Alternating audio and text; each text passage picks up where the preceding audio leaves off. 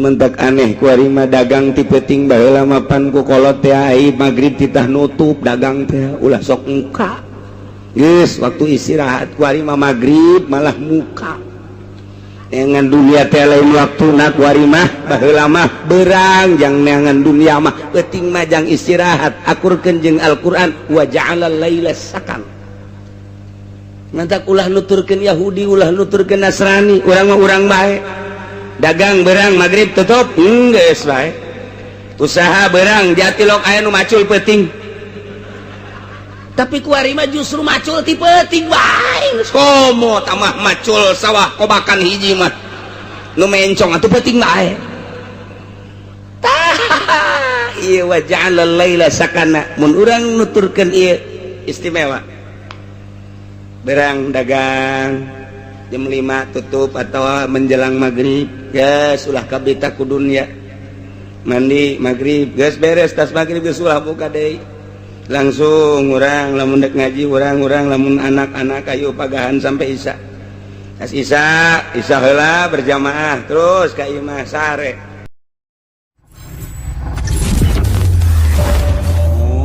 billahi minasyaitonir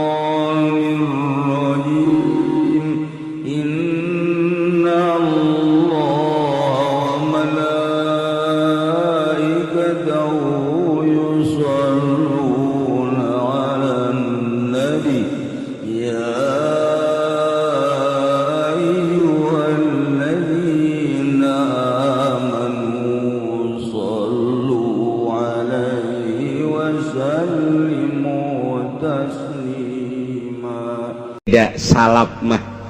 tak itulah ieu mah keur carita dalil kana maha penciptana Gusti Allah innallaha faliqul habbi sanyana Gusti Allah anu ngadamel mecahkeun sisikian ngajadikeun tatangkalan terus buahan bermacam-macam tangkal bermacam-macam buah bermacam-macam rasa nang Allah termasuk kurma diplak jadi buahan nang Allah ngajadikeun lain nang manusia Allah ngajadikeun nu hirup piana manusia ti cai mani maha kawasa Allah ngajadikeun cai mani ti manusia Allah ngajadikeun manuk tina endog Allah ngajadikeun endog tina manuk na ieulah zalikumullahu fa'anna tufakun wallahu alamu bimuraditah anu ngajadikeun tatangkalan tina siki anu ngaluarkeun manusia tina sperma anu ngajadikeun manuk tina endog ngajadikeun endog tina manuk ngajadikeun sperma ti manusia na ieu teh sing hade lain nang manusia zalikum eta kabeh Allah anu nyiptakeunana Pak Anna tufakun kunaon atuh maneh marengkol teu percaya ka Gusti Allah endan teu daekeun maca 2 kalimat syahadat teu daekeun ngomongkeun bahwa khaliqul khalqi Allah teu daek endahan nyembah ka patung endahan nyembah ka batu endahan nyembah ka materi endahan nyembah kaki tu dunia padahal nu nyiptakeun langit bumi Allah anu ngajadikeun sisikian Gusti Allah anu ngajadikeun tatangkalan Gusti Allah nu ngabuahkeun Gusti Allah ngajadikeun manusia tina sperma Gusti Allah ngajadikeun sperma ti manusia Gusti Allah ngajadikeun manuk tina endog Gusti Allah ngajadikeun endog tina manuk Gusti Allah kunaon atuh teu daek nyembah ka Allah dalil bahwa Allah lah maha pencipta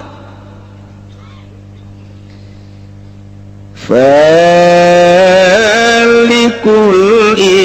isbah naik wari dalil kana maha penciptana Gusti Allah tadi tina tatangkalan jeung manusia wari naik kana masalah falak Gusti Allah teh anu nyiptakeun waktu subuh nu ngajadikeun waktu subuh nyingsingkeun waktu subuh tina peuting poek mongkleng buta rata sakira-kira eueuh lampu eueuh neon eueuh listrik mah teu kadeuleuna naon nu ngajadikeun poek Gusti Allah eta teh poek teh lantaran mataharina aya di handap kahalangan sebab ayana sinar matahari teh di mana-mana takobul, di mana hareup-hareupan ketika mata poe teu keur hareup-hareupan teu ngabogaan sinar, maka terjadilah poek ketika muncul di panon poe di sebelah wetan. Mulai aya waktu subuh nu ngajadikeun waktu subuh teh saha? Gusti Allah. Tanda waktu subuh teh dijadikeun ku Gusti Allah teh aya dua. Nomor kahiji adalah aya sinar heula ke sinar tersebut jadi eueuh fajar kadzib ngaranna. Ke sinar kedua ngaranna fajar shodiq anu nangtukeun kana waktu subuh. Begitu diteliti aya fajar kadzib aya fajar shodiq, aya hiji keanehan diangsongkeun baheula teh ka ahli palak di Amerika. Bingung di Amerika ge diangsongkeun ahli palak di Yunani heula urang Yunan ge bingung, diangsongkeun ka ahli palak kitu Spanyol Ulubek bingung lantaran pada dasarna panon poe teh di mana-mana geus muncul maka pan teh ditarik deui. Tapi ieu mah aneh aya sinar disebutna adalah fajar kadzib.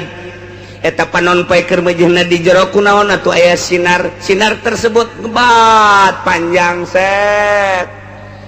Tilok nyararaho jelema nu aya di majelis ieu mah lantaran tilok hudang subuh. Deuleuh atuh hudang heula subuh sok heula jam 4 neuleuh ka arah ditu bakal aya engke ngaranna fajar kadzib.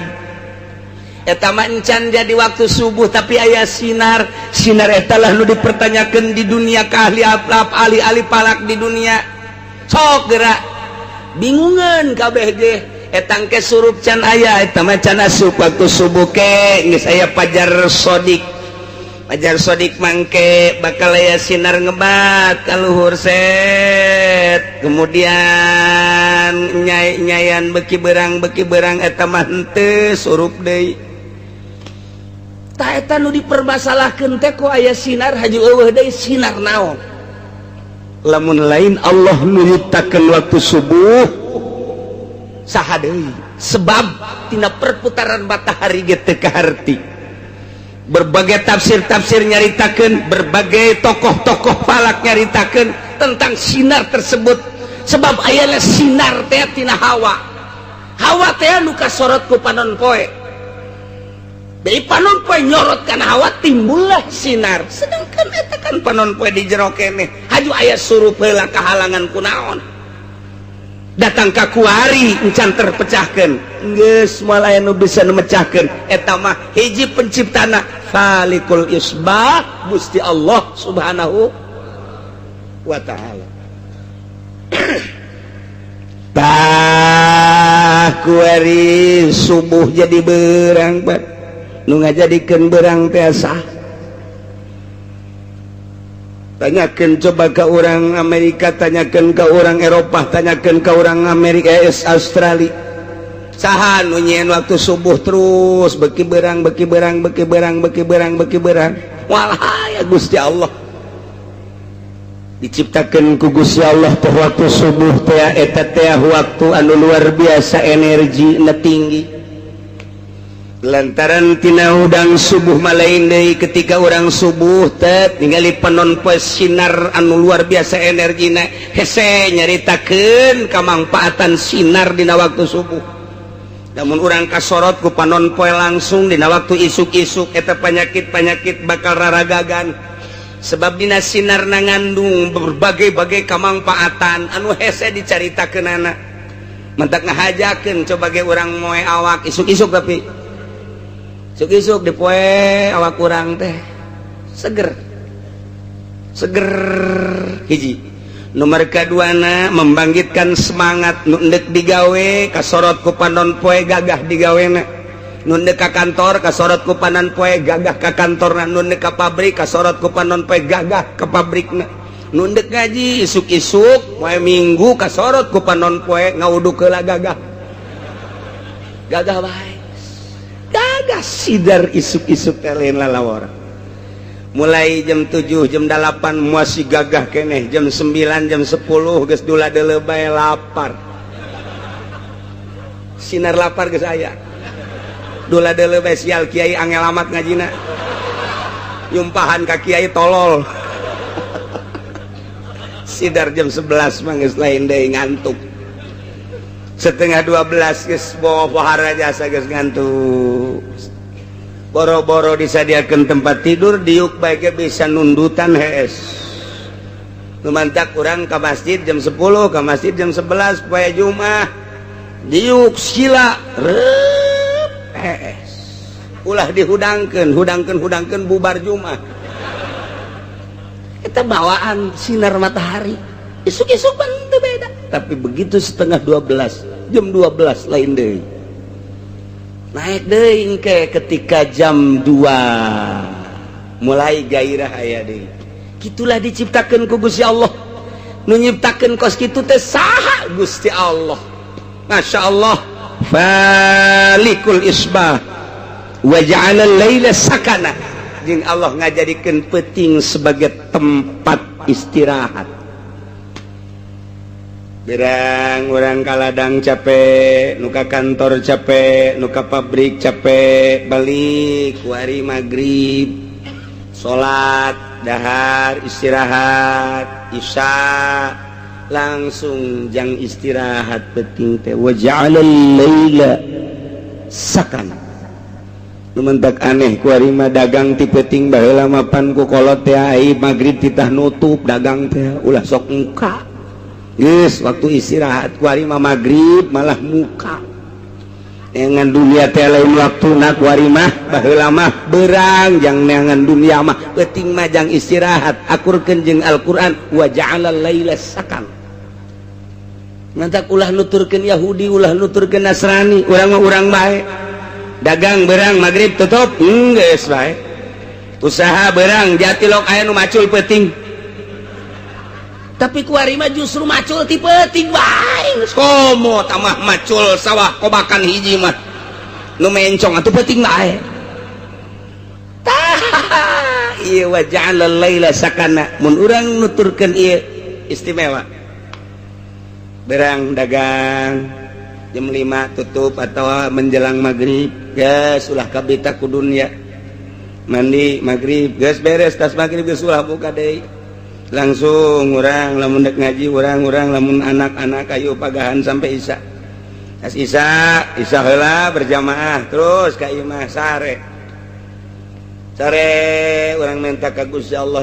ya Rabbi hudangkeun abdi jam 1 abdi teh hayang tahajud rugi amat asana lamun peuting ieu teh tahajud lantaran ieu waktu teh moal balik deui nu kamari ge moal balik deui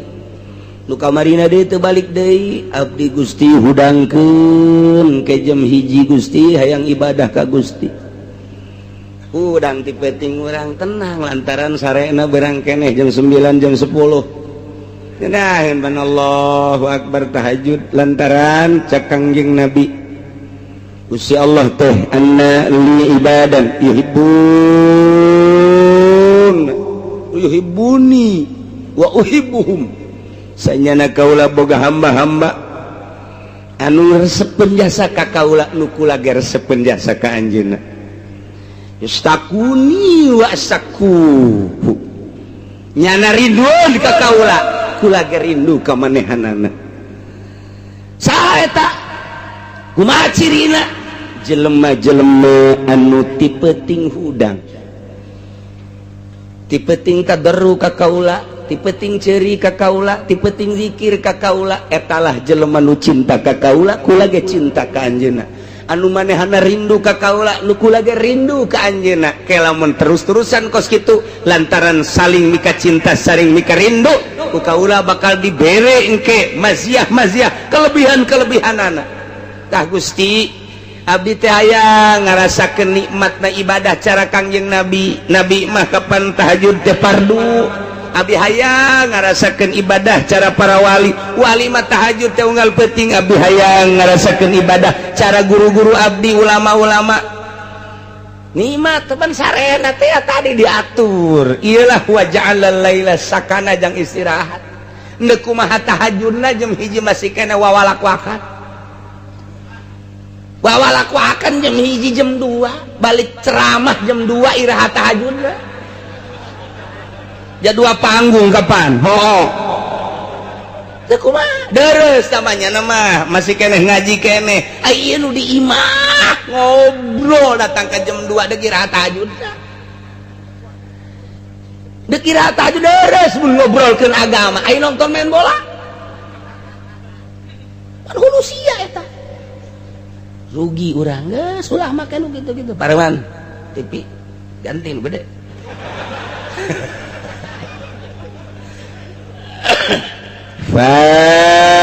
falikul isbah anu ngadamel waktu subuh teh Gusti Allah dalil kana Allah Maha Pencipta dia laila sakana jeung Allah ngajadikeun peuting teh jang tempat istirahat nu tiberang tadina capek urut gawe capek urut ngantor capek urut ladang capek urut berbagai aktivitas penting diistirahatkeun ku Gusti Allah kita istirahat sejenak ke hudang deui tahajud wa minal laili fatahajjad bihi nafilah wa ja'alal laila sakana sahata nu nyieun peuting wasyamsa wal qamara husbana Allah ngajadikeun panon poe jeung bulan dijadikeunana sebagai hitungan jang waktu-waktu panon poe mah kapanggih deui sataun kaporosna ai bulan maka panggih teh sabulan kaporosna aya falak-falakna panon poe jeung bulan teh nu dijadikeun ku Gusti Allah teh wa kullum fi falaki yasbahu urang sok dibaca panon poe aya falakna bulan aya falakna aya manzilah-manzilahna jadi mual kaluar tina relna bulan jeung panon poe ge lantaran bulan jeung panon poe teh lantaran Gusti Allah geus ngajelaskeun wa kullun fi falaki yasbahun panon poe lempang dina palakna ukuran satauneun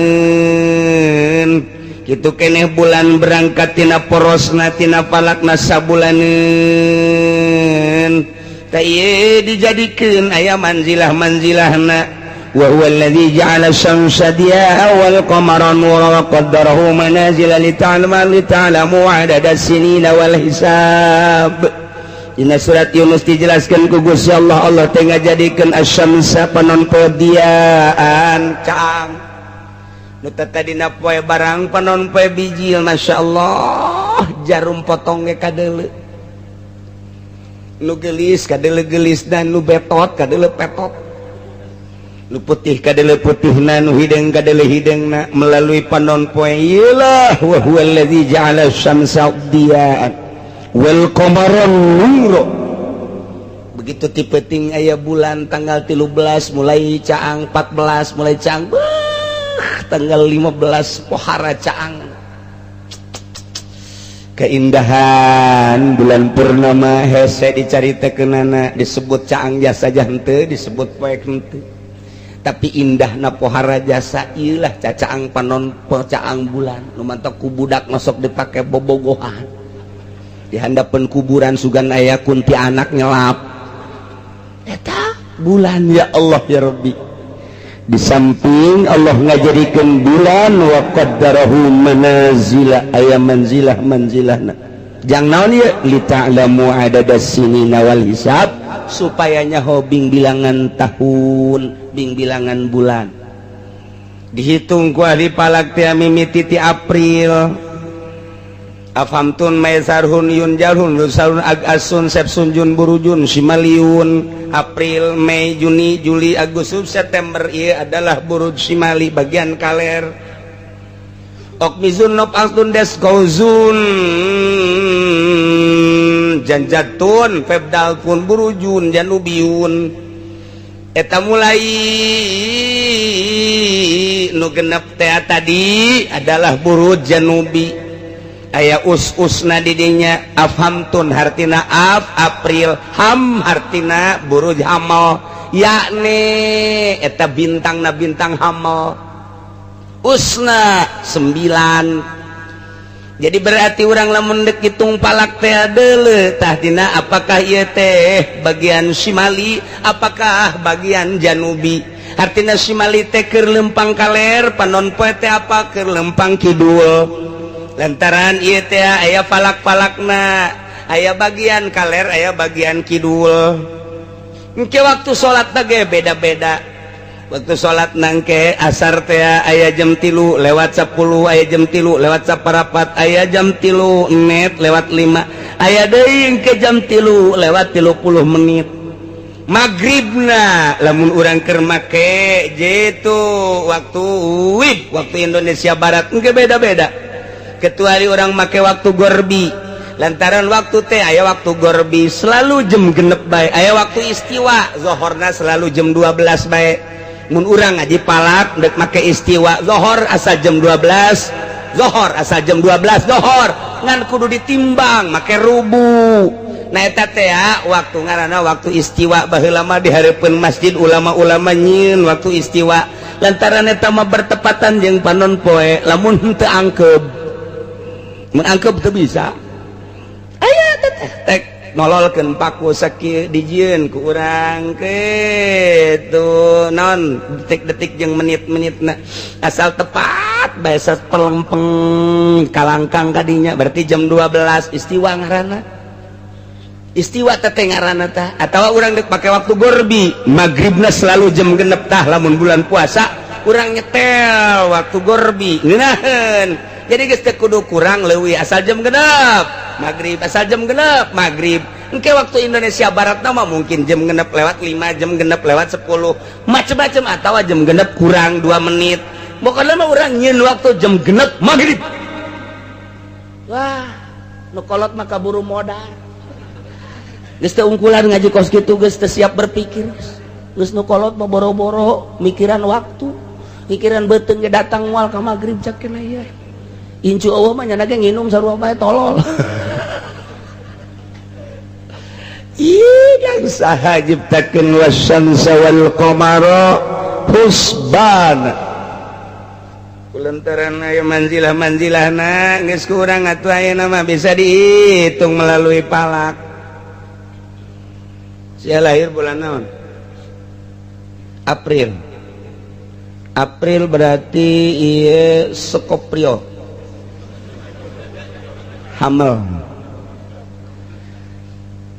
Berarti ieu Ustaz 9. Sangaran sia?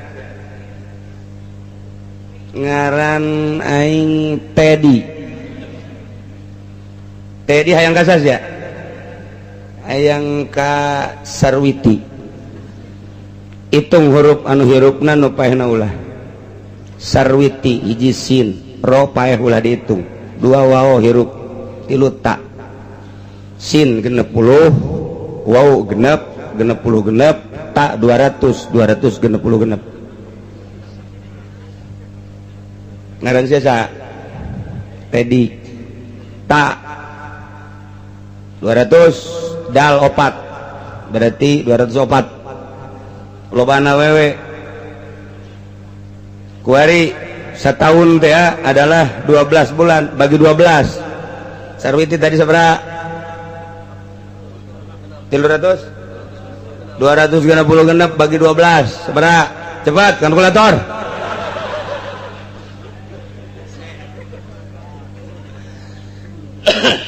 masih keneh aya kenehnya sa bagi deui 12 sesana tina 12 sabaraha engke Tedi bagi deui 12 sesana sabaraha masih kene loba kene bagi 7 teh poe bagi 7 deui sesa tina poe sabaraha ieu jadi dukun ya diadukeun yang ngaranna ieu nah ternyata nyesana teh oh ieu mah lamun ieu opat Sarwiti opat ngitung ti Ahad Minggu Senin Selasa Rebo wirid kusiat taperbo sia ujianana geus lah pokona jam sabaraha cenah kiai ngawiridna magrib batur salat siang ngawirid teu kudu salat dihitung pahala karena ge husbana tuh wa ja'ala syamsa wal qamara husbana. Allah ngajadikeun padon poe jeung bulan dijadikeun sebagai hitungan, yakni Allah subhanahu wa ta'ala ngajadikeun ukuran tina cepetna panon poe kendorna panon poe. Nah ieu teh aya kecepatan aya kendor panon poe teh lumpangna. Tapi geus ditakdirkeun ku Gusti Allah seperti eta. Geus dijadikeun bulan-bulanna tahun-tahunna engke dijadikeun ku ahli falak mah aya tahun kabisah aya tahun kitu basito. Ke tahun kabisah sabaraha tahun basito sabaraha ukuran-ukuranana aya dina ilmu falak mah nu mantak teu kacaletot dihitung kurang tahun naon ieu hitung geus tanggal hijina mana tanggal hijina bulan Ramadan teh poe naon geus moal misek lantaran geus dihitung melalui ilmu falak wasyamsa wal qamara husbana asal diaji bae lantaran menang ulama yakin geus ulah make hitungan-hitungan menang Amerika kunaon emang kurang otentik apa naon urang dilojokeun sebab hitungan kitu Amerika urang teu boga rumus asal dek hitung bulan Ramadan nungguan heula ti mui nungguan heula ti Amerika nungguan di luar negeri ndek ngitung bulan Ramadan bae ge kumaha mun dilojokeun nyeun cenah urang rumus can bisa urang nyeun rumus can bisa make hitungan-hitungan nu kuari anyar teh urang teh can bisa nyeun rumus ari make sulamunairen nah ngaji nyeun rumus sorangan ngaji nyeun rumus sorangan beak cenah eta nyeun ku sorangan wawasanna leuwih ke depan kurang kumaha Syekh Mansur tapi kuari coba kurang nyeun ku urang eueuh nu becus sa Indonesia profesor mana titah tanyeun rumusna teu bisaeun nungguan ti Amerika bae kumaha lamun digiclekeun ku Amerika matak ngagiclek bae ngahaja nyana matak dirumuskeun di internasional di Saudi Arabia ternyata nu menang tetep Sulamunairen nda kumaha deui atuh coba nu kamari teh saralangan henteu digedekeun bae beritana lantaran pamarentahna aya di salah coba orang mengamati hitungan internasional da kamari teh dirumuskeun unggal tahun ge nu menang tetap sulam diulah-ulah ngaji sulam tetap menang nu kumaha tuh ulah micen mata ulah micen ceuli da kabeh ge kuari mah geus jararitung kuari mah informasina global nyaho kuari ke dirumuskeun di dunia internasional palak kamari pan anu salah mantak Malaysia yang serikeun ka Indonesia kami belajar falak di Indonesia kenapa orang Indonesia tidak memakai falaknya orang Malaysia belajarnya di Indonesia kunaon ai Malaysia na akur jeung Sulamunairen ai Indonesia henteu nya sarikeun orang Malaysia kemunduran Indonesia loba jasa dibandingkeun jeung Malaysia nu tatadina orang Malaysia berguru ke Indonesia kuari orang Indonesia berguru ke Malaysia hulusia bego teu boga kaisin meureunna teu bisa nyeun rumus urang teh teu bisa nunggu ti ditu mantak moal ka ngaritung kuari teh can ngaritung teu boga rumus ke asal bulan Rawah nungguan rumus turun ti depan karak dihitung tinggalin wasyamsa wal qamara husbana geus dihitung tinggal ngaji bae dek ngaji Sulamunairen mangga dek ngaji durusul falakiyah di Jawa mangga akur tak bakalna durusul falakiyah mah beda seutak setik jeung sulam selain ti eta cak guru kula dua guru murid daripada Syekh Mansur bener mah bener ulah dipake dua bae nu dipake mah hiji Sulamunairen dua durusul falakiyah ngan kesulitanna durusul falakiyah mah make logaritma lamun teu ngaji logaritma tuh moal bisa mata kula mah ngaji heula logaritma jakeul baheulana sakola Pak SD kelas 6 aji heula log aji mantap kau kesulitan lamun urang geus ngaji mah geus yakin menang ulama beres tuh aya abah mah ngos kituna kieu bae teh babarita Januari Februari Maret April Mei Juni Juli balik deh Agustus September gas nyaro sarua atau make gitu Jafar Sodik mah 5 tambah 5 tambah 5 tambah 5 bisa eta teu pakai anggaran puasa ulah jang naon atuh eta yang hajatan teman-teman babari bae abah mah ulah mun yang hajatan los pakai tetep sulam durusul palaki jadi hitung wasyamsa wal qamara husbana panon poe jeung bulan dijadikan sebagai hitungan untuk hitungan Arafah untuk hitungan lebaran, untuk hitungan puasa, untuk hitungan bulan, orang bisa nganyahokeun bulan ieu, sabaraha hari na, yang kepentingan, nu mantak Kangjeng Nabi ge ditanya, yasalunaka itu anil ahillah. Kangjeng Nabi ditanya, Gusti, ari eta si tanggal, kumaha eta? Maksud kumaha? Mimiti leutik kaju gede kaju ke ngaletikan yasalunaka anil ahillah. Sahabat naranya Kanjeng Muhammad tentang bulan-bulan sabit mimiti ayat gede gede tanggal 15 ketika ngalemes leutik ke aya deui kumaha Kanjeng Nabi ngajawabna qul hiya mawaqitu linnas eta mah waktu-waktu pikeun manusia aya waktu Ramadan aya waktu lebaran aya waktu Arafah jeung wukuf jeung waktu-waktu anu sejenna nu ditanyakeun bulan nu ditanyakeun tentang bulan sabit dijawabna ku Kangjeng Nabi hikmahna di jero bulan aya waktu-waktu qul hiya mawaqitu linnas usbana itu mentak lamun kuari urang boga anak daek masantren teruskan kadang ngaji falak kena nyahun falak salafus sholihin falak anu kuarina make komputer aji jang perbandingan nyukomna aji dan lain sebagainya sanajan orang nunggu rumus di Amerika aji mah aji baik jang perbandingan di mana ieu selekna di mana ieu mislekna supaya orang nyaho oh iya mislekna di dieu kos kitulah para jamaah kaum muslimin rahimakumullah dalil mimiti Allah innallaha falikul habbi wan nawa yukhrijul hayya minal mayyiti wa mukhrijul mayyiti minal hayy eta teh kabeh nu nyiptakeun zalikumullah dipertanyakeun fana atuh fakun kunaon atuh mararengko teh daek percaya kana yen bahwa Gusti Allah teh Maha Pencipta nomor kadua nafalikul yusbah Gusti Allah teh anu ngajadikeun waktu subuh dijadikan berhikmah anu luar biasa waktu subuh teh ke urusanana hikmahna pohara jasa jeung wa ja'alal laila sakana anu ngajadikeun peuting jeung tempat istirahat cicing teh Gusti Allah bahkan Gusti Allah teh ngajadikeun panon poe jeung bulan dijadikeun sebagai husban perhitungan jangan nyahokeun bulan jangan nyahokeun tahun di tahun kitu Isa Al-Masih datang ka kuari geus 2000 sabaraha 2015 perhitungan hijriyah ti Kangjeng Nabi hijrah kuari geus 1434 eta kan geus aya hitungan-hitunganana tinggal kuari mah cepetan mana antara hijriyah jeung kitu Masehi tapautna per 10 tahun sabaraha tapautna per 100 tahun sabaraha aya perbedaan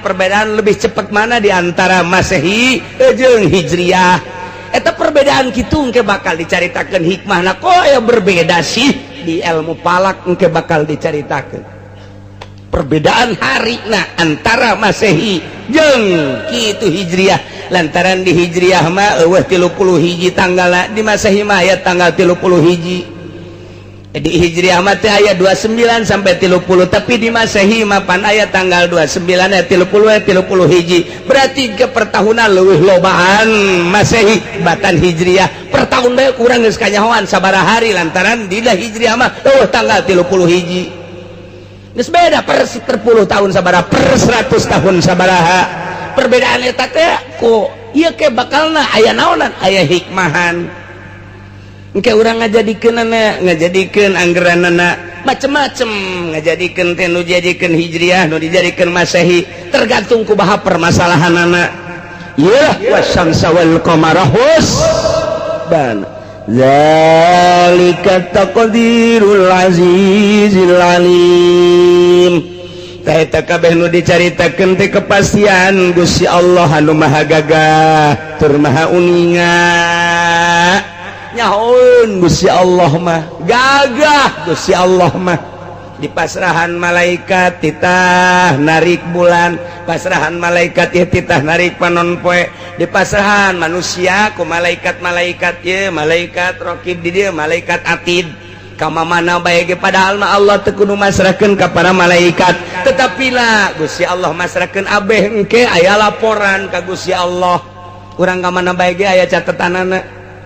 ciha deui kagagahan Gusti Allah kauningan Gusti Allah luar biasa urang ka mana bae kanyahoan ku Gusti Allah sanajan aya malaikat ulah-ulah aya nanaon ciptaan Gusti Allah di jero taneuh aya batu hideung di jero batu hideung aya sireum hideung leutik Allah masih keneh nyaho kunaon atuh urang kuku malandangan ku ari ieu kos teu percaya ka Gusti Allah mentek belajar heula ngaji syariat geus beres ngaji syariat kuari urang eusian batinna supaya belajar ilmu tauhid tauhidna jangan nyahokeun zat Allah jangan nyahokeun afal Allah jangan nyahokeun sifat Allah nu wajib kurang dikanyahokeun teh tilu hiji zat Allah kedua pagawean Allah katilu sifat Allah nangke bakal timbul tina innallaha falikul habbi wan nawa datang ka tungtung engke nu kurang bakal dibahas ieu jangan nyahokeun kabeh ge zat Allah pagawean Allah jeung sifat Allah urang mah ngaji tauhid teh kagara wujud gidam bako mukhalafah lil hawadisi qiyamul binafsi wa daniyat qudrat iradatil muhayyad sama basar kalam das dan syukur sakitu doang mengarah karena zat Gusti Allah mengarah karena apal Allah mengarah karena sifat Allah mencan nu mantak can aya ngerenyet di jero hate tapi lamun urang engke belajarna ka jerona nganyahokeun zat Allah moal waka bisa nganyahokeun zat Allah mun teu nganyahokeun apal Allah moal bisa ka harti apal Allah mun teu nganyahokeun sifat Allah berangkat urang tina nganyahokeun sifat Allah mana mimitina iya innallaha falikul habbi wan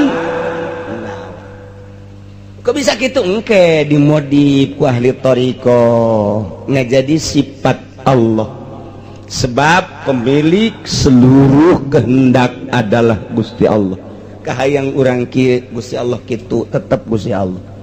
kahayang urang ka dieu Gusti Allah ka ditu Gusti Allah pemilik seluruh kehendak adalah Gusti Allah urang hayang kawin jeung nu geulis tapi cak Allah jeung nu jore bae ciptaan urang mah hayang kawin teh jeung nu putih nu bersih barang kawinnya hideungnya loba cedaan urang mah hayang kawin teh ka nu bersih ka nu geulis ternyata barang dibuka dotonna aya sajeungkal doton tungtungna urang ngome doton bae nang Allah kehendak Allah Masya Allah jadi urang ke belajar tauhid sifat tauhid afal tauhid afal mah artina seluruh pagawean adalah pekerjaan Allah pagawean Allah pagawean urang teh diciptakeun ku Gusti Allah jeung pagawean-pagaweanana samaruk urang diukieu teh nang urang nang Allah samaruk urang lempang teh nang urang nang Gusti Allah jadi setiap aya makhluk aya kholikan hayang kena datang ka dinya takumaha ialah melalui tafakur jeung zikir ayat ieu mengenai perihal seorang manusia nu paling istimewa sahabat anu berpangkat siddiq ialah Sayyidina Abi Bakar Siddiq mualaya anu ngaliwihan teh Sayyidina Abu Bakar Siddiq radhiyallahu an lantarannya nama geus teh hitung-hitungan pokona mah anu timbul ti Kangjeng Nabi mah ambus percaya geus teu make hitung-hitungan kenyataan kepercayaan Sayyidina Abu Bakar Siddiq ketika Kangjeng Nabi di Isra Mi'rajkeun balik Isra titah ngabejakeun begitu Kangjeng Nabi ngajelaskeun ka para sahabat ngajelaskeun ka kaum kadenge ku Abu Jahal coba mat coba aing hayang ngadenge sia keur penting da si mana cenah bejana serem amat coba bejakeun ka aing beja kula keur penting mantes kitu ti dieu ti haram ka Aqsa Yerusalem. Ayo Yerusalem terus ka luhur langit kaula. Ayo terus ka Sidratul Muntaha. Terus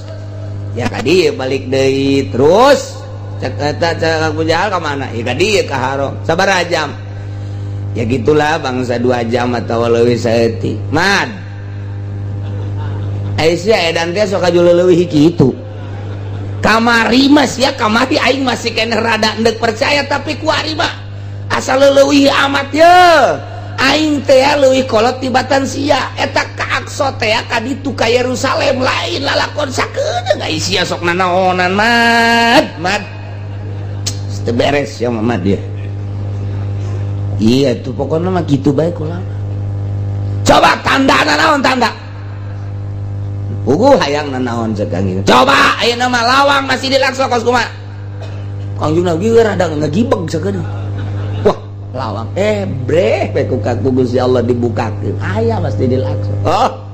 Lawangna nu hareup kieu, nu belah gigir kieu, nu belah gigir itu kitu. Coba lawangna sabaraha? Ditunggu Kangjeng Nabi 2 3 sekian lawangna. Tihangna dihitung sekian. Harapna ya naon? Sia eta nya nama nya cek cenah eta. Sia mah sedang lamun jadi dukun mah. Beres. Abu Jahal dia kos gitu. Ge. Coba. Abu Bakar jangan dia Abu Bakar. Bejaan. Coba Muhammad ieu tas ngalalakon ti Masjidil Aqsa aya ti haram ka Aqsa terus ka luhur langit cenah. Hanya 2 atau 3 jam bejakan coba Kak Abu Bakar percaya apa ente ayo bejaan Abu Bakar naon ente nyaho ieu rame-rame kabar naon Muhammad keur penting mantes ngalalakon ti mana ti haram ka Aqsa terus ti Aqsa ka luhur langit ka Sidratil Muntaha yuk cenah kapanggih jeung Gusti Allah dibere instruksi ti ditu ku Gusti Allah ju balik deui ka dieu tadi memes subuh aja eta teh lalakon dengan 2 atau 3 jam kumaha Abu Bakar percaya tuh leuwih ti eta mun Muhammad nu ngalaksanakeun percaya titiknya sama leuwih ti eta geh lamun Muhammad anu ngomongna aing mah percaya bae geus lamun salian Muhammad ge heula aing ge tah eta teh kan pohara geus sebentak eta lah gelar siddiq. Geus teu make tawar-tawar deui. Masya Allah. Urang mah kuari mah geus contoh Abu Bakar, contoh Sina Umar, contoh Sina Utsman, contoh Sidina Ali, contoh para wali, ulama dek ngomongkeun hukum masih ngagigeg geneh bae. Geus loba contoh-contoh. Dongeng Kangjeng Nabi urang tetep masih ngagigeg geneh bae. Masih hayang keneh bae. Dikurangan teh hayang keneh bae. Mun kieu mah nyatanya bener tah teu sia teh kredit bisa diharamkeun nya. Hayang aja teu arti. Masih keneh caritakeun kredit haram can kahartikeun patogeun habak mongkos. Togeun teh mongkos kitu mah. Ya Allah, eta teh Quran, eta teh ucapan Kangjeng di kabelah dieuna. Atuh kadanan teh Sina Abu Bakar mah atuh urang merenung-merenung heulanan aju jelaskeun gur Abu Bakar mah geus can ka harti cara lamun Muhammad nu ngomongna leuwih ti eta percaya aing mah titik paneta geus anggeus-anggeusan tuh begitu Sayyidina Abu Bakar Siddiq terus imanna mantep jasa nuturkeun Kangjeng Nabi di antarana putra nama nu ngaran Abdurrahman nah masih keneh kafir nunggaran Abdurrahman masih keneh kafir cek anak nak bah asana abah haju lain deui kuari nutur-nutur Muhammad ibadah kanu teu kadeuleu urang ibadah anu kadeuleu ge kos kieu komo nu teu kadeuleu ipan pangeran urang sakitu gedena sakitu hebatna kadeuleu ku urang karagap ku urang haju abah kuari ninggalkeun pangeran eta lah cak ulama kula sebagai anak nganasehatan ka abah maningan nyembah patung deui bae urang babarengan ulah nyembah kanu teu kadeuleu hese cenah Allah tadi kaler ja eueuh di kidul eueuh di wetan eueuh di kulon eueuh di luhur lain di handap lain di tengah lain di mana tuh di mana can dibere hidayah mah kitu bae hese bae can dibere hidayah urang ge ngarenung we can dibere hidayah mah ya aing mah ka pangeran kos kumaha nya artina lamun beureum-beureum mun hideung-hideung mun gede-gede sakumaha mun di luhur uncang-uncangna di mana coba kuntil anak atuh nu kos kitu mangana teu ngaji mah kos kitu kabeh ge teu ngaji mah tah nu mantap urang ngaji ge supaya mantap iman urang ka Gusti Allah supaya istimewa iman urang ka Gusti Allah ngaji moal bisa atuh teu ngaji mah nyaritakeun pangeran ngaji henteu nyaritakeun hukum ngaji henteu atuh moal becus kajen kumaha ge ngaji saminggu sekali ngaji neangan tempat anu sikluk bari ngarokok didinya ngopi memehna ngadahar uduk heula can balik geus pesen sate nah didinya geus tenang begitu der ngajerep nginaheun jasa beres amin amin amin kakara kudang bebeja kanya kadu di imah bu ngaji nikmat jasa oreganan kerek dah Sik Abdurrahman kitu bah urang mendingan nyembah patung bae lah kos kitu teh Sayyidina Abu Bakar Siddiq teh ngahulang bae boga anak teh can nuturkeun horenganan akhirna turunlah ayat ieu ti Gusti Allah merenungna Sayyidina Abu Bakar Siddiq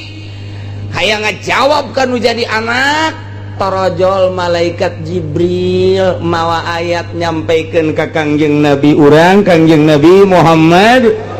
sallallahu alaihi wasallam lantaran Sayyidina Abu Bakar Siddiq unjukan ka Kangjeng Nabi ka ulama luar biasa iman ka Gusti Allah geus teu bisa be diganggu gugat tapi anak mah ya Rasulullah nu ngaran Abdurrahman kitu tah ajakanana tarajal malaikat Jibril mawa ayat ieu wa anad'u min dunillahi ma la yanfa'una wa la yadurruna bejakeun ku anjeun Muhammad anadu apakah kami kabehan ngaibadahan kitu kasalian Allah kana pangeran yakni patung nu teu ngamangpaatkeun jika diibadahan teu ngamadaratkeun jika ditinggalkeun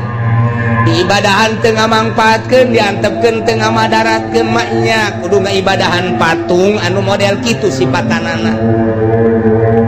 boro-boro jang ngarizkian batur boro-boro jang nyalametkeun batur pugunya na huluna kurang didedek-dedek ge jang moal kukumaha patung diome kurang patung kurang dikukumakeun ieu sapira patung atuh la iyalah mala yarfauna wala yadurruna diibadahan sakitu teu diibadahan sakitu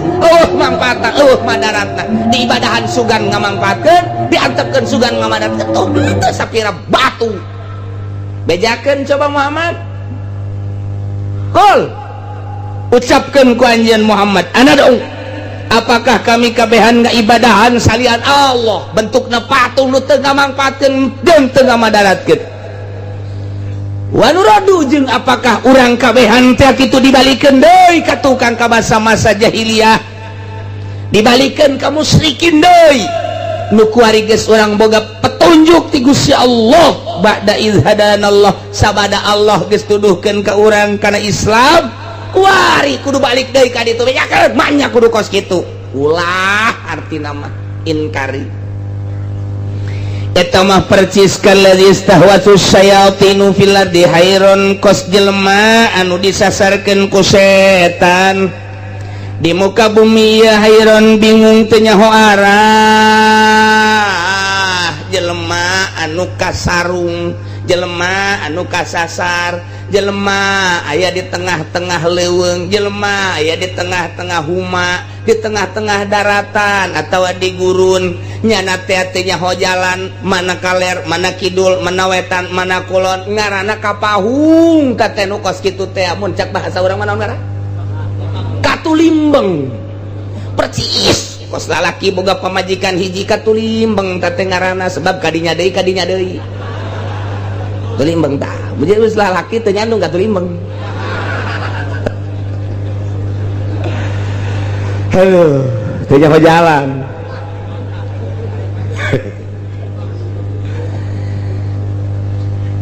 Ayo cokolot baheula lamun urang Katulimbeng di tengah-tengah leuweung atau di tengah-tengah daratan cekel kanjut. Kalau beratan mana? Lamun beratan anu katuhung ka katuhung gitu itu. Bener teh eta kolot baheula teh kos kitu. Lamun ternyata beratan ka kenca gitu. Tah eta mun lalaki mun awewe. Heuh kabeneran ieu teh anu Katulimbengna awewe. Atau baris awewe. Nah iya kumaha tetep gedean nu belah mana. Masya Allah. Jelema kasarung jelema Katulimbeng jelema disasarkeun ku setan teu nyaho arah. Tah lamun jelema balik deui cek Sidina Abu Bakar Siddiq bahaya ieu kudu ngaibadahan ka patung. Bahaya kudu balik deui ka alam-alam musyrikin baheula. Ieu mah kos jelema anu dipapaesan ku setan, anu dimodik ku setan, anu kitu disasarkeun ku setan sehingga teu nyaho jalan. Bahaya. Padahal mamanehanana boga babaturan lahu asabu yadaunahu ilal huda. Boga babaturan anu dudukeun kana pituduhnya na ngaromong babaturanana itina ieu ka dieu jalan nu bener mah ka dieu jalan nu bener mah cek babaturanana hei ulah ka dinya salah tah mah jalan nu bener mah ka dieu tetep dibere jalan nu bener embung bae. Zaid Aisyah deka mana deka Serang kasarang dek jalan ke mana? Tetap aing mah ka dieu mah karangkas ka ditunda atuh ka Sukabumi. Ya ka Serang mah ye ka dieu teh cat atawa jalan ka dieu mengkol kanan ka ditu. Salah tah mau datang ka Serang. Ieu mah ka ditu mah atuh karangkas betung ka ditu mah. Ye Aisyah kumaha tah? Kumaha aing bae pokona cak aing ka dieu ka Serang mah atuh datang ka ieu ge moal datang. Bisa ka Lampung ge moal datang tah mah ka ditu. Ka dieu ka Sukabumi bener ka ditu ka Garut bisa ka ditu. Itina ka dieu cak babaturanna ieu nu bener mah ieu agama Islam ye tetap nyana teu daekeun nuturkeun babaturan anu balalener. Da ieu jelema kapahung ngaranna kasarung Katulimbeng teh. Aisyah tuh ieu kunaon kikieun bae ieu lalakon hirup. Aing mah sakadar nuduhkeun bae ulah sok judi bae. Sia nu judi pertama motor beak, judi kedua kali mobil ku sia digadekeun, judi katilu kali ieu imah sertifikatna geus digadekeun geus bebeakan pan sia ieu aing mah ngabejana ulah sok judi ieu sia lamun sakali di judi eleh mana nu digadekeun pamajikan. Emang pamajikan nu sia nu bapana bego sia mangan hak pake doang. Teh kumaha teh keluar dituduhkeun teh ulah sok judi bae Katulimbeng tetep bae kadinya degan. Lah, loba omong. Sia-sia aing. Aisyah kunaon mabok bae atuh kos eueuh deui inumeun bae. Ya Allah, ya Rabbi sia teh kunaon bir malulu bir deui. Mensen deui tuh deuleu tuh hayang sakubaga kopi tuh sia tuh saember ya los. Malana lah kos kitu mah. Henteu happy. Waduh, Masya Allah. Dituduhkeun eta mah haram, tambah minuman kos kitu mah geus paling kita ieu bae tuh Sprite atuh ieu bae ieu tah Fanta. Ai endek mah sia tah ulah make minuman kos lah. Tidak menghayal minuman kos kitu mah. Hayang aing dituduhkeun tah mah haram neraka. Lah, geus neraka buat pamoyang sia bae. Teu bisa dituduhkeun ta eta ngaranna kapahung Katulimbeng jelema. Katulimbeng dek kawin ge sarua bae sia dek kawin mana pemajikan sia cak bapana teh calon pemajikan itu bah. Masya Allah ceng Abah makarunya ka Aceng menang ngadidik Abah hartina wasilah disakolakeun ku Abah dipasantrenkeun siang mudirun ye. Aduh tah ieu siang aya tah didikan pasantren mudirun sia saeutik mah atuh milih pi pamajikeunna aja aing mah garila. Emang kurang gitu bah atuh masyaallah dadakna kos pakaian bae ping-ping diumbar ka mamana aju bujal eta kadeulean gitu atuh abah ge resep sebenarnya mah abah da ondo-ondo Masya Allah Ceng emang eueuh kitu nu make jilbab Ceng emang eueuh kitu make baju panjang abah mah garila ieu dinasehatan tuh abah geus ngomong tuh jeung anak mang anu di pengkolan coba tepok ka ditu tepok ditempok ka ditu aya make jilbab rapi ditanya kumanehan anak abapana emang anak abah ini mana anak abah mah masantren di mana masantren di anu lila 15 tahun ke rumah ke asupna umur sabaraha ke asupna umur 16 di pasantren 15 jadi jumlah 3 hiji bangkotan damat aduh eta abah mah resep tah geus aya pendidikanna sia teu kudu heseng kena ngadidikna mandina geus bisa mandi head geus bisa mandi nipas geus bisa atuh kabelah dina salatna nya mah geus terbiasa maca Qur'anana rapi engke panjang sia keneh engke jangan ngadidik anak abah masa kitu henteu bah geus bae pokona mah jakula nu neuk ngalakonan rumah tangga geus kumaha kula bae serahkeun ka kula abah nu ngabiayaan urusanna ka ditu kumaha kula pan blon eta kosu bener tah ngomong tugas abah mah ngabiayaan tetek geus kadituna kumaha kula jiblon meureun digantung sia ku aing kumaha nya bae ta eta ngaranna katulimbeng budak teu ngadenge nasihat kolot katulimbeng nasihatan deui ku bapana cak aing sia kudu ka ditu ulah kadinya emang kunaon kitu bah eta mah cak aing leuwih berat mah bapak blon jasa tah mah tadi nasihatan ku kolot mah masyaallah jang hirup sia-sia kene engke kaditu sia ngeunaheun kayak boga anak jangan didik anak kaditu na ngeunaheun kadanan ku nyeun pasantren mah atuh jang sia-sia pan ngeunaheun teh tetep katulimbeng budak ayeuna mah teu daekeun dikawinkeun kanu kitu sebab neuleuna hanya nu glamor doang anu berkilo-kilo sakitu doang geus kadituna dah kawin beres jahayang kadinya bae mandi head can bisa mandi nipas teu bisa salat maghrib 5 rakaat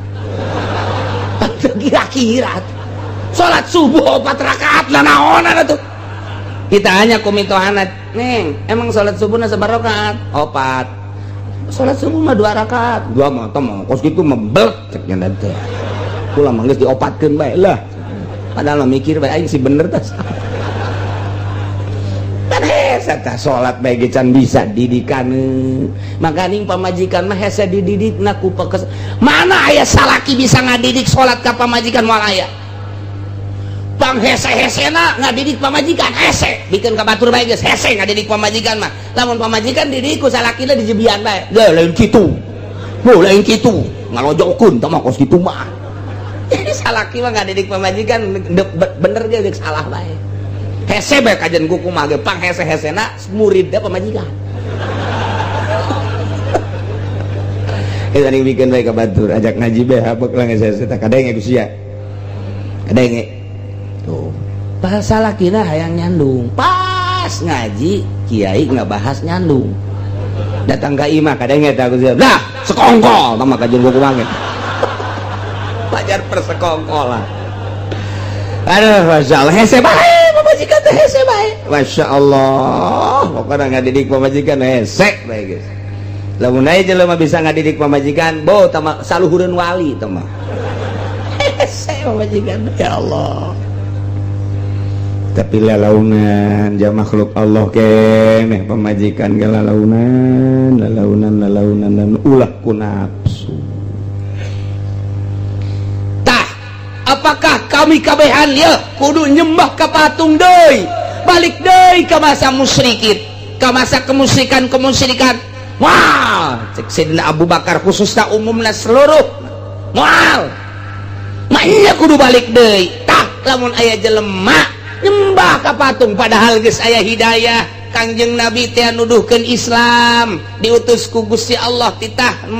dakwah nauhidkeun ka Gusti Allah mawa agama Islam geus aya pituduh nya atuh kudu balik deui ka ditu eta mah ngaranna katulimbang nu geus atuh mun kitu eueuh nu nuduhkeun ieu mah aya nu nuduhkeun tah eta jelema ge lahu ashabu yad'ulahu ilal huda aya nu nuduhkeun kana petunjuk teh tapi nyana teu daekeun nuturkeun petunjuk atuh moal datang-datang ka jeung kumaha padahal geus diitina ge ka dieu nu bener mah Islam tetep bae nyana teu daekeun ngaijabah moal beres babacaan bae ge kudu aya guruna pikih kudu aya guruna tauhid ge sakomo tama tauhid mah urang lamun ngaji tauhid atuh teu aya guruna bakal bahaya hese maca bae di buku bakal cilaka pan teu dijelaskeun tauhid makan kudu dijelaskeun Allah aya sifatna Allah teh wujud hartina aya kasipatan ku kidam kasipatan ku bako kasipatan ku mukhalafah lil hawadis contohan coba kieu contona ieu ayana Allah teh aya dada melanana cukup tah jang nandakeun ayana Allah aya dada melana mustahil Allah lantaran aya dada melanana mustahil aya dada melana nu ngadamelna tah kos kitu tah ngaji ngaranna ngaji tauhid tahap awal ieu naon ieu cai teh cai kan sumuhun sifatna beureum kumaha kurang lamun diinum rada aya karasa tehan ieu naon kopi cai keneh cai ngan kuari mah cai kopi warnana hideung lamun diinum kurang pahit eta cai kopi teh warnana hideung mun diinum pahit mun lain pahit mun teu pahit lain kopi mun teu hideung lain kopi kanyawan tadina kopi bae ge ieu ge Gusti Allah ge sarua bae ieu teh Gusti Allah kasipatan kidam teh artina tiheula nu miheulan kasipatan ku bako tetep pandari tungtungna mukhalafah lil hawadis yamu binafsi wadaniyat kudratirat tah ieu Allah ngadamel bumi tapak dadamelan Gusti Allah bumi ngaranna dalil aya dadamelanana berarti aya nu ngadamelna tak eta teh kos kitu teh tahap awal supaya karasa kabeladeuna Gusti Allah teh kumaha naik urang tauhidna sok make tahapan kedua naik tauhidna make tahapan katilu puncakna make hikam tak kos kitu ngaji tauhid teh supaya urang karasa lantaran Kangjeng Nabi teh kan tilu dakwah teh hiji Islam dua iman nomor katilu ihsan iman geus jelas Islam kitabna geus jelas tumpuk ihsan ma anta budallah ka annaka tarah wa illam takun tarah ka annahu yara berarti boga rasa dideleukeun tah supaya boga rasa di lain eta bae rasa dideleukeun rasa didengekeun rasa digerakkeun rasa diperhatikeun eta mah ngan sakadar contoh doang anta budallah ka annaka tarah wa illam takun tarah ka annahu yara eta mah hiji ka ditu nama asa didengekeun asa dideleukeun asa diperhatikeun asa diintip bae ku Gusti Allah perasaan eta asa dirizkian ku Gusti Allah boga rasa eta letah ihsan ngaranna hayang datang ka dinya kudu Islam narapi iman narapi naik takaran moal daekeun jelema nu geus ihsan mah nonton TV moal daekeun nya kieu bae nu boga rasa Allah naleukeun aing ye Allah naleukeun aing gua aing didaleukeun ku Allah aju aing didaleukeun ku Allah keur nonton TV cak Allah pan teu bagus teh nonton TV berarti aing dibendu ku Gusti Allah atuh aya kitu mah aing meureun suruh neraka lah kajenna keuna jadi suruh neraka lah laon pan eta moal daek lamun jelema geus boga rasa dideleukeun didengekeun diperhatikeun ta eta teh luhur berarti isin ka Gusti Allah sieun ka Gusti Allah harapan anak sieun jeung isina beuki tinggi sabodok aing mah dibendu ku makhluk masa pira makhluk nu penting ulah dibendu ku Gusti Allah dipuji ku jelema mah lah kuari muji sore mah kadang-kadang ngabenduan teu aing mah hiji we Allah tah eta ngomong teh babari hayang datang kadinya make tahapan-tahapan gua tahapan aya nu nuduhkeun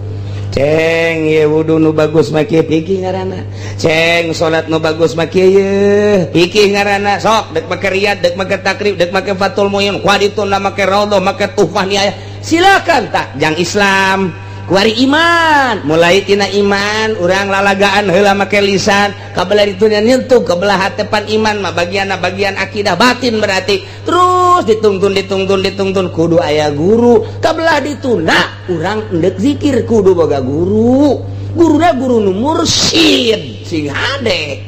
kudu nu nyahoeun guruna teh kana tentang nafsu-nafsu nu aya di awak urang abeh engke nafsu tah ieu nafsuna piceun tah ieu ayakeun salah lain sakadar zikir tah zikir nama aja babari atuh asal dereng zikir cauna gede panjang cauna saeutik pendek jelema susah zikirna 10 bae deui sugih loba zikirna pendloon eta kos kitu nah lain zikir kos kituna tetapi ieu melakeun zikir di hiji jelema supaya mantep zikir teh supaya jadi zikir teh hatina jadi teh kumaha jadi tetengger engkena mun haram bae halal bae wajib bae kudu kumaha teh melakeun zikir teh supaya ulah resep kana dunia aya zikiran bae di jero hate himapan zikir teh jang neangan dunia gelar zikir nasional gelar zikir berjamaah maksudnya supaya dunia supaya penghormatan supaya zikir hiji Allah lobaan Allah sorangan Allah nah, supaya datang kadinya entak budak ka'annaka tarah wa illam takun tarah ka'annahu yarah supaya datang kadinya kudu boga guru lain nuduhkeun nah ieu jelema kapahung jelema teh ieu teh katulimbang lamun geus aya nu nuduhkeun embung dituduhkeun katulimbang berarti kuari katulimbang baheula katulimbang kuari ge katulimbang geus kuku aya kiai nu nuduhkeun nyana kiai katulimbang teh jelema teh katulimbang teh jelema teh ulah ngridit doh ulah ngridit wae set ngridit mah kuari mah katulimbang teh jelema ulah ada deposito sia teh aya anakan jati baheula ge duit mah tilok anakan nu anakan mah bebek sia kurang teh alah geus sarang esek kuari usaha mah katulimbang teh manu kos kitu ngaranna ulah mabok atuh haram mabok we katulimbang teh geus aya pituduh tapi tetep bae nya anak mu ngadengikeun pituduh mung nuturkeun pituduh ulah zina atuh tapi zina we katulimbang hei para penguasa ulah datang ke jujur jeung si jujur atuh sia tanggung jawab sia amanah sia tadi pundak sia mun sia modar keur kos kitu asana di akhirat dikalabekeun di neraka sing ade sia amanah ti rakyat sia salurkeun duit-duit rakyat ku sia sing ade ya lah ngocoprak peta kiai katulimbang tah kos kitu tah kula mah nanya bae kira-kira loba anu katulimbang tah loba anu henteu tuh atuh emang nyana ieu nu katulimbang masyaallah ge pas keur tahun baruan Raja Mutasim ngainstruksikeun ka askari teh abri polisi abri ada beberapa titik di negara kita yang sedang mengadakan hiburan 1 titiknya belah sana 2 sana 3 sana dengan demikian kerahkan semua prajurit supaya amankan di berbagai titik-titik hiburan silakan laksanakan siap dan Panglima mengatur strategi ke anak buahna supaya sana sekian personil sana sekian personil sana sekian personil hati-hati caranya tak diberi untuk mengamankan negara berangkat Panglima ngontrol dan Panglima mah teu nyahoeun Medan atuh teh nyahoeun Panglima mah di mana Pasar Kemis teh nyahoeun di mana Cikupa teh nyahoeun ya Panglima mah di ditu bae di luhur tah mah biasa bae bangsa Kurawa prajurit dihandap bos disebar supaya ulah uruhara Panglima ngontrol begitu ngontrol nyana teu nyaho di mana ieu nu sabenerna ngan aya bae sket didinya teh aya ta petunjuk jalan denah kadi oh iya hiji nu beladi kulantaran rasa ragu aya aki-aki didinya teh ditanya Ki di mana tempat hiburan Ki tempat hiburan di mana ya Ki ikan tahun baruan Ki tempat hiburan mata pengkolan didinya aya imah aki belah hareupna didinya aya ngeplak eta tempat hiburan didinya ya terima kasih Ki ya begitu sesuai jeung petuduh aki-aki pengkolan aya imahnya na kaditu bener aya nu ngeplak sial kuburan ieu mah Panglima aing geus datang deui ka si Aki ngalojokeun aing teh nyaho aing panglima meureunana. Datang deui ka dieu nya Ki. Ulan tempat hiburan di mana? Kan tadi geus dituduhkeun cakana. Penggolan di dieu imah eta imah Aki, aya jalan ka belah dituna nu ngeplak eta tempat hiburan. Tambah kuburan Ki. Eta. Tempat hiburan masa kuburan cakjana etalah tempat hiburan nu paling indah nikmat lamun geus ka kuburan sangkilang di luhurna ge geus dimat komo ka handap ngaco si Aki banyak kuburan tempat hiburan sakali deui Ki kula ieu adalah panglima keur ngatur strategi untuk keamanan geus dibagi sekian personil. Nah, kula ieu teh nyaho ye jejak arahna ye ka mana ye tempat hiburan camat Ki di daerah dieu. Eta tempat hiburan ulah macam-macam Ki kayak ditampiling. Kugu eta baplok. Alhamdulillah cak si Aki. Kayak makarak ditampiling alhamdulillah cak panglima. Kuat amat nih bujelma ya kencak warisian. Ki tempat hiburan di mana? Eta di tiga. Tampilin deh kayak joger. Alhamdulillah. Di talian si Aki. Tapi di jero hatena mah ieu sih jelema bener apa lain. Jeung ulama tak lain. Lamun kiai ieu atuh aing bahaya ceknya lain. Aya pikiran mah kos kitu aya. Polisi abri ka kiai mah aya bae sanajan galak ya tetep bae aya. Sebab dianggapna kiai mah deket ke Allah kecuali kiai Golkar. Kalian gunyana diseret dibawa ke istana. Laporan Tuan Raja. Ya. Eta sa aki-aki. Jaga kena hudang. Begitu hudang, raja langsung nangkep. Cak panglima aing bahaya cium tangan raja. Kiai wah bener baik. Silakan. Cek Tuan Raja, buka. Tuh bener. Asana nasi baing mah ieu mah geus diturunkeun ka jero. Dibuka. Dihormat ku Tuan Raja. Didieukeunana di tempat tamu anu istimewa tempat tamu naon gitu penggede nyana di luar ge nasib asana aing mah kumaha meureun aduh tapi pan aing mah nu jelas nu dek laporan bae ke Tuan Raja dan ya mangga Tuan Raja nyaho teh ieu henteu ieu Kiai Ibrahim bin Adham kiai di negara urang teh ieu dek nanya naon anjeun ka dieu urusan Islam urusan iman urusan ihsan ieu kiaina kunaon kumaha dina coba ka dieu laporan kunaon mantak dina nyana ngahinakeun abdi kunaon mangahinakeunana abdi pan ditugaskeun ku raja titah ngatur strategi keamanan ku abdi entos disebar personil beberapa personil ke berbagai tempat-tempat hiburan supaya aman. Ayo kula kebeneran kontrol teh nyaho di daerah eta teh di mana tempat hiburan ngaranna ge pan abdi mah di luhur bae keur ngontrol anak buah nanya ka aki ieu tempat hiburan di mana dituduhkeun ku nyana kuburan.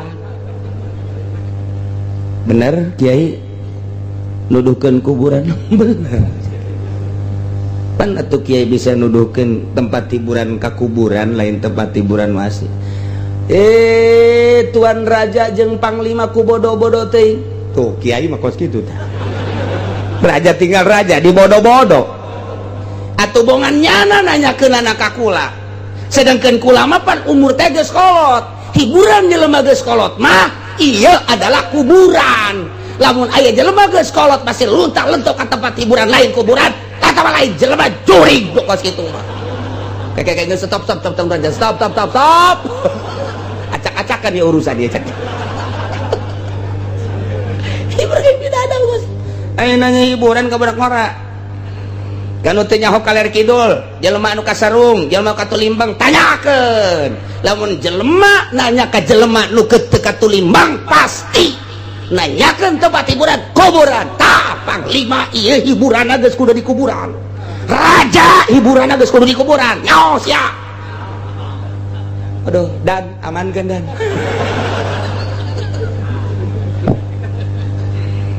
Tapi asup ka jero hati tuan raja. Oh, jadi jelema kolot bagus teu layak hiburan raramean.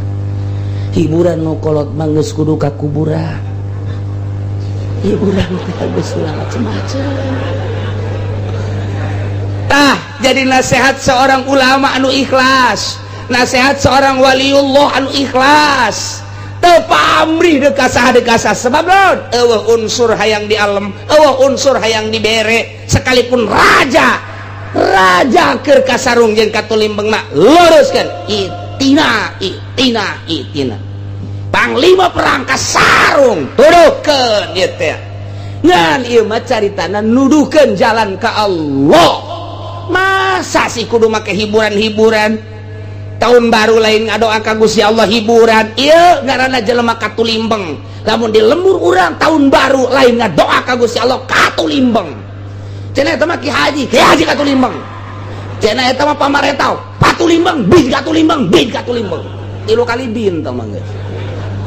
Katulimbeng di Indonesia kuari tahun baruan lain ngadoa ka Gusti Allah tahun kaharep mudah-mudahan dibere jembar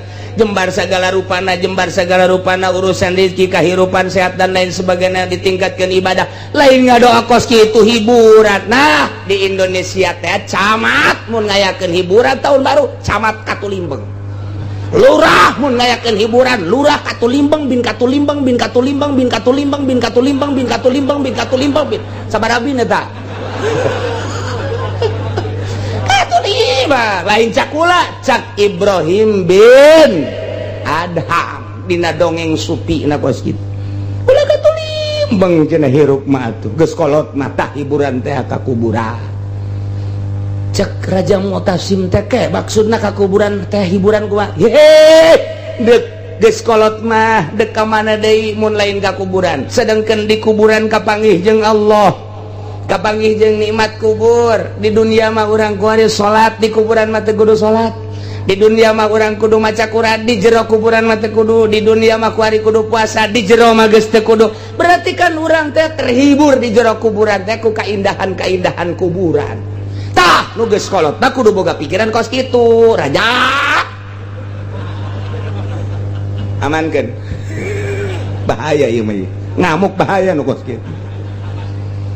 Cek Raja Mu'tasim Kiai geus lah ulah loba omong ku imah dibere bingkisan bae nya bahwa ka imah geus ulah loba omong hiburan mah hiburan atuh kami anu karolot di dieu geus teu kudu hiburan mama mah di itu di imah bae geus naon dieu bingkisan naon gede apa leutik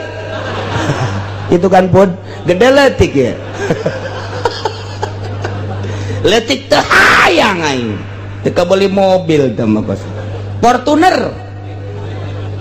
tah kan bloon eta ge kos gitu tah. Tapi Ibrahim bin Adham haram kura nganasehatan raja nganasehatan panglima kudu nyokot hadiah haram beusi nasehat kula diojol jeung nasehat jeung hadiah haram kula mah kuari ulah coba-coba nasehat kula diojol jeung hadiah kula titik kula mah dek balik bae lantaran kula ka dieu diseret kula seret deui ka ditu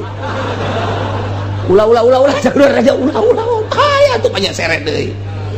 sakumaha aslina bae kula mah geus pokona Ente mana dibawakan kuda nupang bagusna diantarkan ke panglima sadiakan kuda teh hayang lantaran ngahormat teh kuari teh lain ti awal sebab kuari bagus jauh bahwa ieu teh kudu dihormat ai kitu mah berarti rakyat lu teh dikayahokeun ku raja mah tilok dihormat raja blon wah malik deui bae ka aing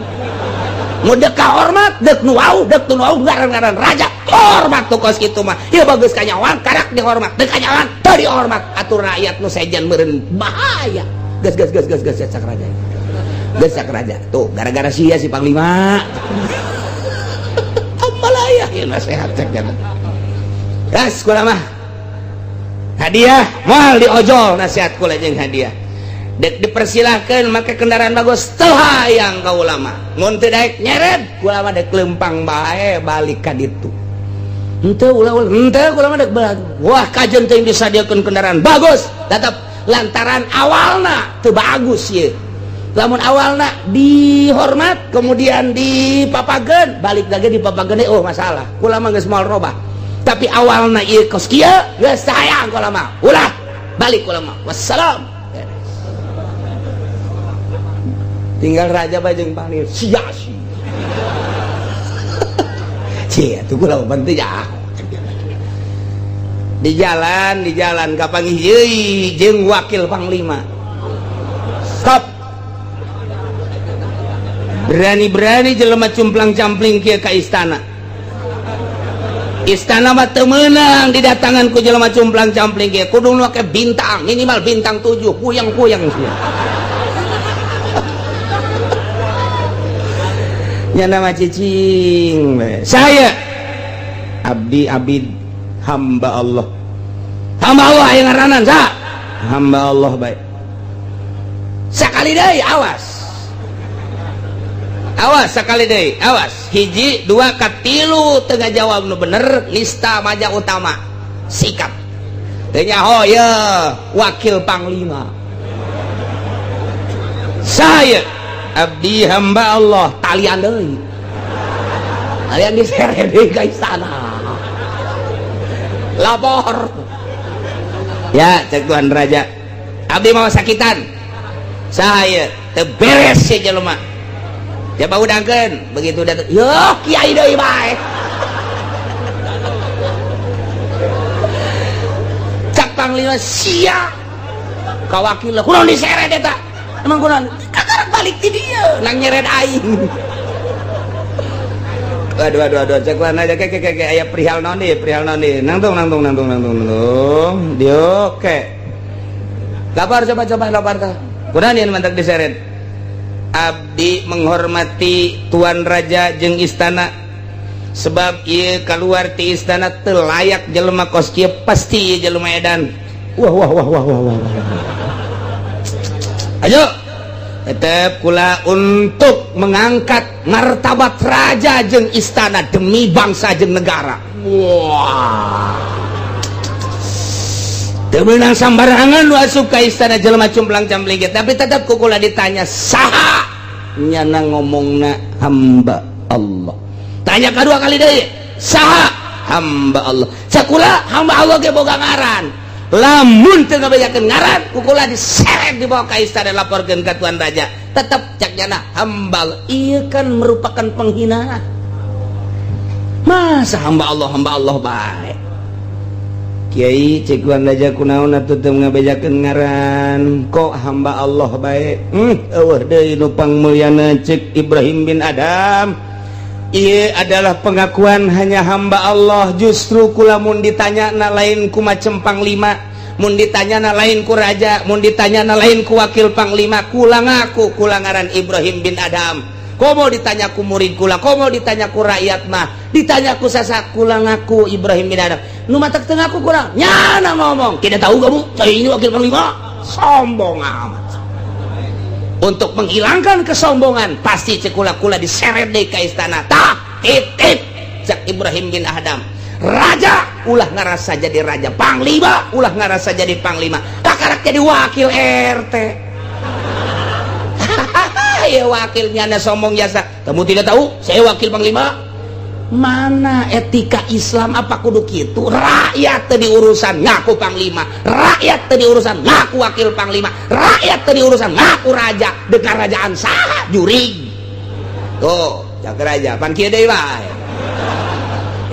blabe ieu mah ya lepaskan deui cek wakil hampura tuan aja emang tadi geus di dieu tadi sanu nyeret panglima tuh sia kan silih salahkeun panglima jeung wakil geus balik deh balik Ibrahim bin Adham tinggal raja panglima jeung wakil urang kumaha ya geus kieu urang dinasehatan ban lain dinasehatan teh mah dicarekan ngaranna atuh terserah raja cak panglima teh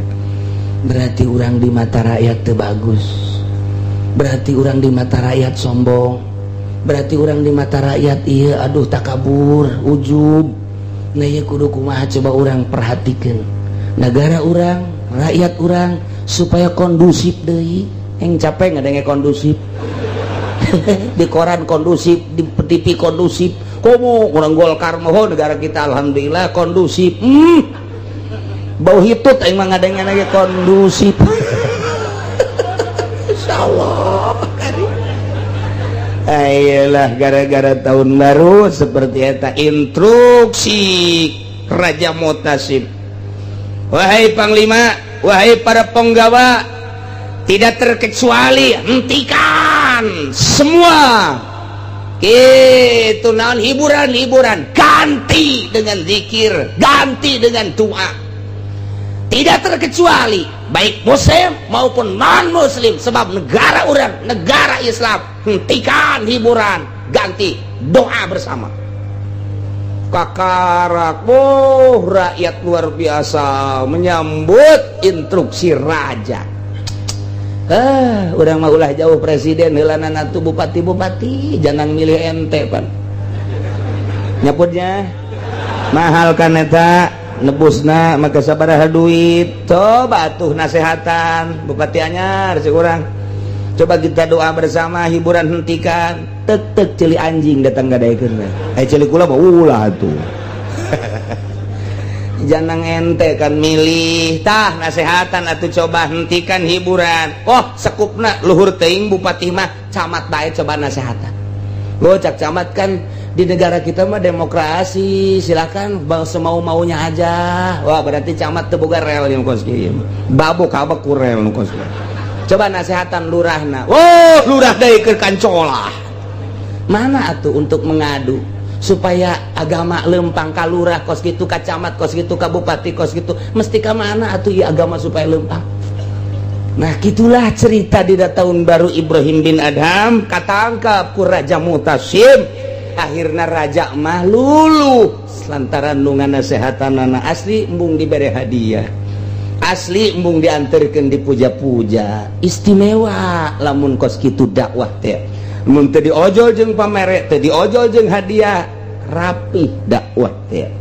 nah ieulah keur carita itina lain pan sobat urang nu duduhkeun kana bener tapi geuninganan teu darekeun kana bener urang nasehatna ojol lamun nu ngundangna nu sugih nu bebereana gede buleudna lamun anu ngundang ka daerah mana ye daerah anu mah lain mah kadinya mah keur ieu ge 200.000 na naonan beak tekor atuh aing tak mal narima deui dakwah naon teh kos kitu teh nah iyalah di negara urang teh bok-brok teh geus mimiti pedagang pemerintah nomor hiji pedagang petani bok-brok ka kiai na bok-brok kabeh tapi urang masih aya kesempatan ja Allah mah maha gopur narima soteh kapan kanu loba dosa urang sadar bahwa di diri urang loba salah loba dosa pemerintah sadar ku dosana pedagang sadar ku dosana petani sadar ku dosana karyawan sadar ku dosana kiai santri sadar ku dosana mantak naon urang mulai lembaran baru di tahun baru urang mulai lembaran baru dimimitian ku doa ka Gusti Allah supaya hirup urang di tahun ieu leuwih bagus tibatan tahun nu kamari mantak naon nami-nami ndek moal sia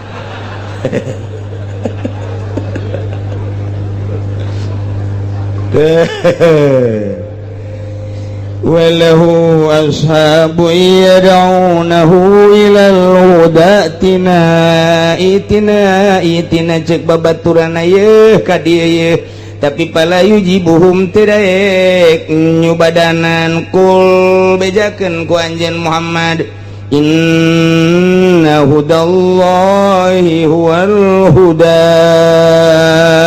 sanyana pituduh Allah yani agama Islam eta la pituduh anu bener wa madahu dhalalun salian Islam masasar di zaman Kangjeng Nabi urang kuari Kangjeng Nabi Muhammad ieu adalah huda nu asli mah wal huda adalah agama Islam. Kristen dolal, Yahudi dolal, Protestan dolal, Katolik dolal, Konghucu dolal selain daripada Islam. Islam mah wal huda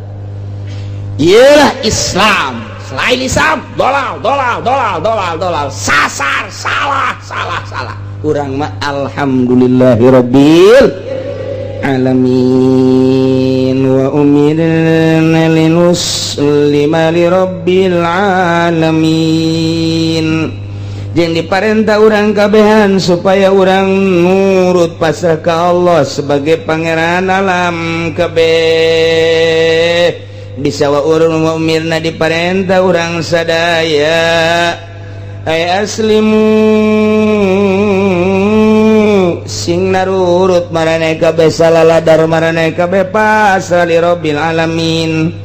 Nomor kahiji nomor kadua wa nakimu supaya akur dimodif linuslima ay aslimu kahiji nomor kadua bi annakimu sholah supaya ranjeun ngalaksanakeun salat wattaku jeung kudu sararieun ranjeun kabeh ka Gusti Allah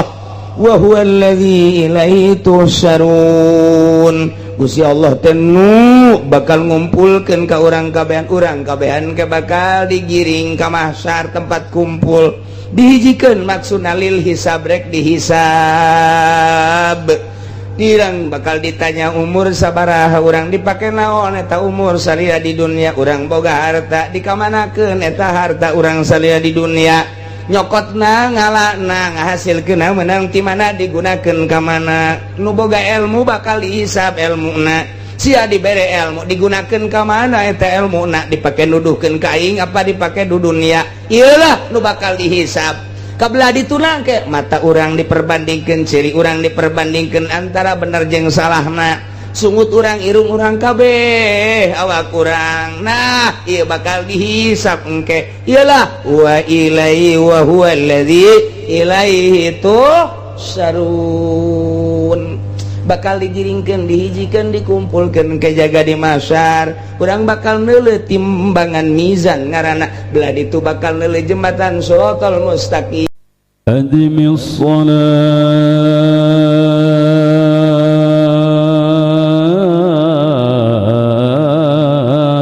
على الحبيب محمد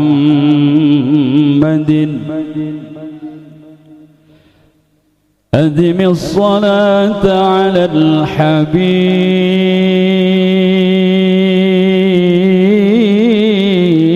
الحبيب محمد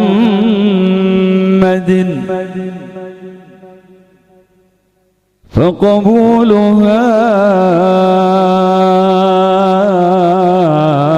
حتما بغير تردد أعمالنا بين القبول وردها أعمالنا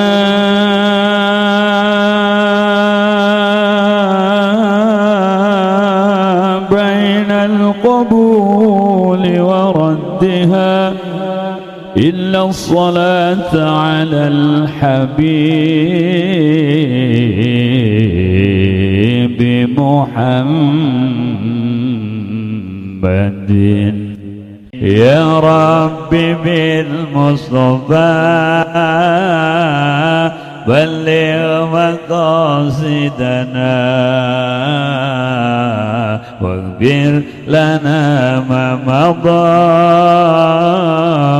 يا واسع الكرم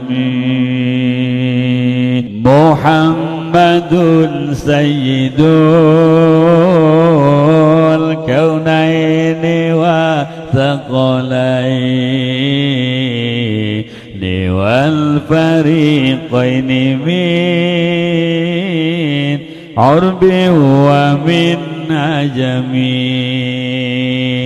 يا رب بالمصطفى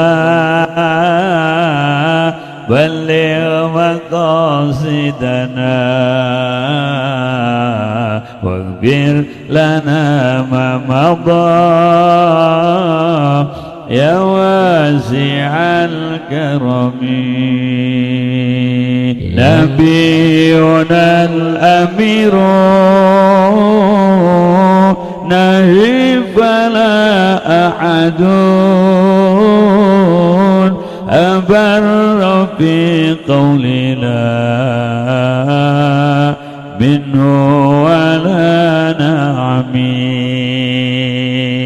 يا رب بالمصطفى بلغ مقاصدنا واغفر لنا ما مضى يا واسع الكرم هو الحبيب الذي ترجى شفاعته لكل هول من الأهوال مقتحم يا رب بالمصطفى بلغ مقاصدنا واغفر لنا ما مضى يا واسع الكرم مولاي صل وسلم دائما أبدا على حبيبك خير الخلق كلهم يا رب بالمصطفى بلغ مقاصدنا واغفر لنا ما مضى يا واسع الكرم محمد سيد الكونين والثقلين والفريقين من عرب ومن عجم يا رب بالمصطفى بلغ مقاصدنا واغفر لنا ما مضى يا واسع الكرم نبينا الأمير نهي فلا أحد أبر في قولنا منه ولا نعمي يا رب بالمصطفى بلغ مقاصدنا واغفر لنا ما مضى يا واسع الكرم هو الحبيب الذي ترجى شفاعته لكل هول من أهوال مقتحمي يا رب بالمصطفى بلغ مقاصدنا واغفر لنا ما مضى يا واسع الكرم مولاي صل وسلم دائما أبدا على حبيبك خير الخلق كلهم